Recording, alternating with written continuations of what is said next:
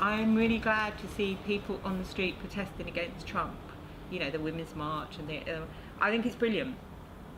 And I think it shows that when people get really, really upset about something, they can go on the streets and they can do something, and I think that's important. But where were these people when, you know, the bedroom tax was introduced then? 2 million people used food banks last year. Why aren't people on the street about that? And again, that's a gender issue, I suppose, as well, because I guess a lot of the people using them are women who are, you know, finding food for children and what have you. Actually, yes, absolutely. But also, surprisingly, in my experience, and I can't talk in general, it's single men. Because they are the people that the DWP are less likely to help. So you get a lot of young single men sleeping in the woods in tents, because the housing people won't help them either. The clever and useful thing that identity politics done is it's split the working class. So you identify in terms of your race, or you identify in terms of your gender, or you identify in terms of your sexuality. So you have kind of single issues that you kind of fight for and you identify with, rather than seeing that, if, you know, gender and race and sexuality are all part of your class identity. I think the people who are interested in identity politics tend mostly to be middle class people, and I think the last thing that they want to do is to look at their own complicity in what's going on at the moment. I mean, what's been interesting about the kind of protest against Trump by the liberal left, not just the liberal left, I mean there's been thousands of people on the streets, but the kind of the way in which the liberal left have reacted to him seems to me to be partly a displacement of their own responsibility, because for the last 30 or 40 years they have watched the things that have happened, particularly the things that have happened to the working class, and they have not done a thing. In fact, they've kind of taken advantage of it. I mean, I remember 20, 30 years ago kind of, you know, cleaning for middle class people in their homes, and they all voted left, they all voted Labour, they all considered themselves feminist and anti-racist, but they were quite happy to have working class women from council estates doing their cleaning for a pittance. They didn't think they needed to engage with class politics, and what that has meant is gradually, you know, linked to things like post-industrialisation and, you know, the shift to service jobs, is that the working class have become more and more disenfranchised, and they feel less and less that they are involved in any kind of politics, any kind of sense of involvement within the public sphere. So, you know, I blame the liberal left for everything that's happening at the moment. I mean, of course, we have to consider people in terms of their race, in terms of their age, in terms of their gender, in terms of their sexuality. All of these things are important, and all of those things should be recognised. But what happens if you focus in on those kind of individual issues is that actually class does become very marginalised. And I would argue that class is the biggest determinant of where you end up, of the kind of life that you have, of the opportunities that you have access to. And I suppose in theory, you could have equality of gender, you could have equality of races, you could have and they are things to celebrate. But you couldn't have equality of classes, because if you had equality of classes, then you don't have capitalism, you don't have neoliberalism. So that means you would have to shift the society in which we live in completely different direction, do a completely different way of living your life.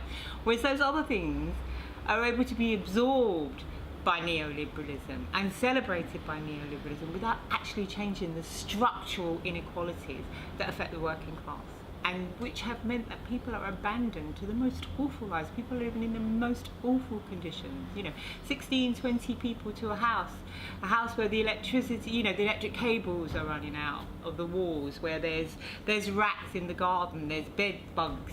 I mean, those things aren't actually to do with race and gender. Those things are, even though these things affect women probably more than they do men, but what we're talking about is a class issue where people can't afford, because they are excluded in terms of economics, they can't afford a decent housing. I mean, there's a massive housing problem in the big cities in the Western world. I mean, there's a massive housing problem, and it's not being addressed. But you know, we have Labour politicians kind of shouting about how many CEOs are women. So, okay, let's make all the CEOs women. What is that going to do for those people living in those really fucking shit conditions? It's not going to do anything for them. It's all right. I feel like I'm ranting.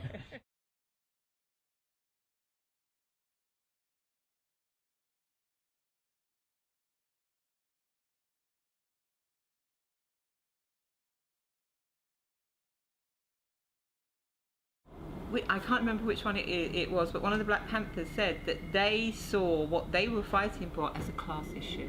They were Marxists. They saw it as a class issue. So yes, there are difficulties and they do have to be addressed, but the big problem, the biggest determinant, is your class background, your socio-economic background. If you look at the places like the BBC and The Guardian, you know, a majority of their journalists, and obviously the higher up you go in the kind of structure, the hierarchical structure, then the more likely they are to have been privately educated, or they're Oxbridge and Cambridge. And that's true now of most professions, even something like the music industry. And there's some research just come out of Goldsmiths that says that only 10% of actors come from working class backgrounds.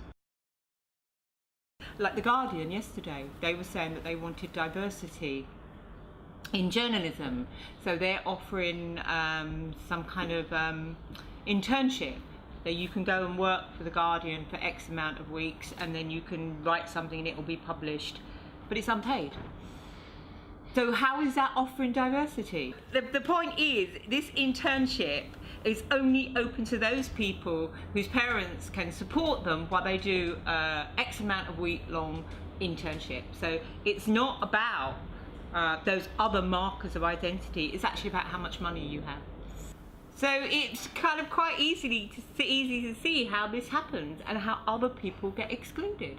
I mean, the only place you see working class people now really is on reality TV in the media, and then they're constructed as somehow kind of responsible for their own poverty, responsible for their own lack of employment. I mean, you know, working class people represented on reality TV are represented in a completely decontextualised way. When you think about it, that's incredible, because these people have no experience, absolutely zero experience of what it means to be working class.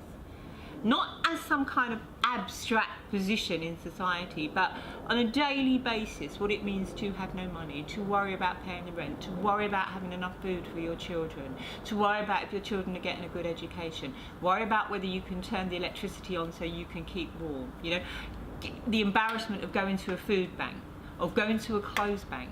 These people have no experience, and yet they pronounce on working class issues. I mean, that's incredible.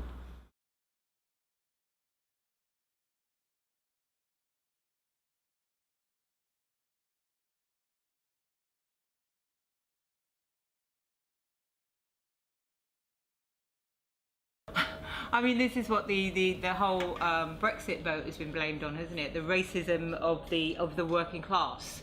So the working class are these kind of, you know, unsophisticated racists. And I just think, again, that is far, far too simplistic way of looking at it. And what has happened is you've got whole communities of people who have seen the fabric of their communities completely destroyed. No jobs, no homes, no education, no hope, no ambition, nothing. Do not dump groups of refugees in very, very poor working class areas where there are no resources and there's no housing, so that the people who live there feel like there's even less for them. And so that, I think that's what happened with Trump and with the Brexit, is that very marginalised people who have no voice have now made themselves heard. But rather than address it as that, it's being displaced onto, oh, the working class are racist, the working class are sexist, the working class are stupid, the working class are dumb. And again, it's not being fair. The real problems are not being dealt with. It's the elites that have said, these people are taking your jobs, these people are a threat to your identity, these people are a threat to your security. So then, after 10, 15 years of telling people that it's immigrants and refugees, when people go, oh, actually, we believe you, we don't, then they go, oh my God, you're a racist.